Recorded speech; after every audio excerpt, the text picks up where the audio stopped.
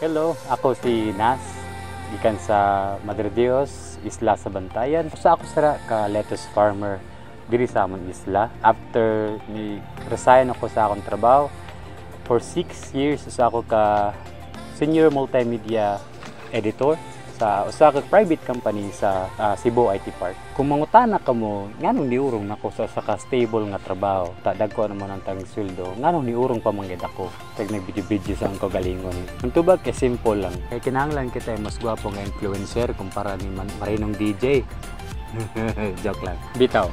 Tungod kay kinahanglan kita og mga tao or mga influencer gani nga mo encourage sa mga tao bisan sa mga kabatan-onan sara nga mag-farming lot. Kung kabantay ka mo mangutana ka mo sa mga puya, nani mo gusto ikadako? Gusto ako mag doktor, ako mag-engineer, ATTY, architect. Pero waka guys sa mga pangutana nga musulti ka, ma, hoy, gusto ako mag-farmer. Gusto ka mamatay sa gutom? Amoy ng mindset sara. That's why kinahanglanin natin utruhon nga mindset. Kaya ang tinuod lang, kung farmer ka, tagatiyo ka mo gamit sa mo auto, di ka ginmugutman. Ang tawag sa is hydroponic system. If gigamit nimo ang technology, gamito nimo ang pag-research, gamito nimo imo nakatunan, mulambo ka gayud as farmer. Dili lang focus sa daro-daro, dili lang puro about sa pag-uma-uma. Damoy klase sang farming nga pwede naton makatunan. Kinahanglan lang naton willingness to learn, willingness na makatun. Amo lang gayud ang kinahanglan naton sara.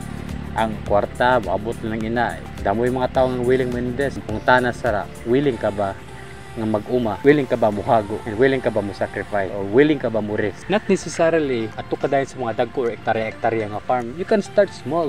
Bisan gani ng mga galunan lang, butangan ni Miduta. Tama, makoy kabutangan sa sala pwede. Kung may will ka lang, kung may ara ka desire, may ara gay sa pagi.